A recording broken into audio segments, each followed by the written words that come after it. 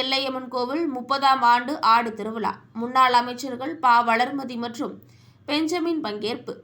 திருவள்ளூர் மாவட்டம் பூந்தமல்லி அடுத்த குமரன் சாவடியில் மிகவும் பழமையான ஊத்துக்காட்டு எல்லையம்மன் கோவில் உள்ளது.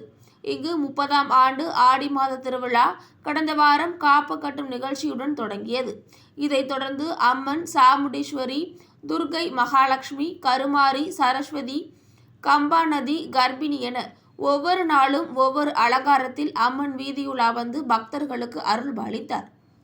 மொத்தம் 10 நாட்கள் நடைபெறும் இந்த திருவிழாவில் 9ஆம் நாள் விழா திருவள்ளூர் மத்திய மாவட்ட எம்.ஜி.ஆர். மன்ற தலைவரும் முன்னாள் நகர்மன்ற தலைவரும் கோயில் தர்மகாத்தாவுமான பூவை எம். ஞானம் மற்றும் கழக மருத்துவர் அணி நிர்வாகி ஆகியோர் ஏற்பாட்டில் மேளதாளங்கள் முழங்க வான வேடிக்கைகளுடன் நிகழ்ச்சி நடைபெற்றது.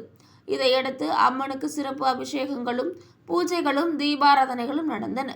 விழா ஏற்பாடுகளை கோயில் தர்மகாத்தா, முன்னாள் நாடாளுமன்ற வேட்பாளர் மற்றும் குடும்பத்தினர், விழா குழுவினர், உபயதாரர்கள், ஊர் பொதுமக்கள் என அனைவரும் செய்திருந்தனர்.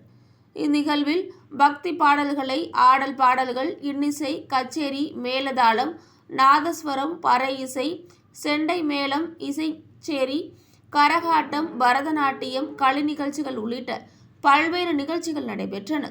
விழாவிற்கு வந்திருந்த பக்தர்கள் 5000 பேருக்கு அன்னதானம் வழங்கப்பட்டுள்ளது. பூந்தமல்லி போலீசார் பாதுகாப்பு பணியில் ஈடுபட்டிருந்தனர்.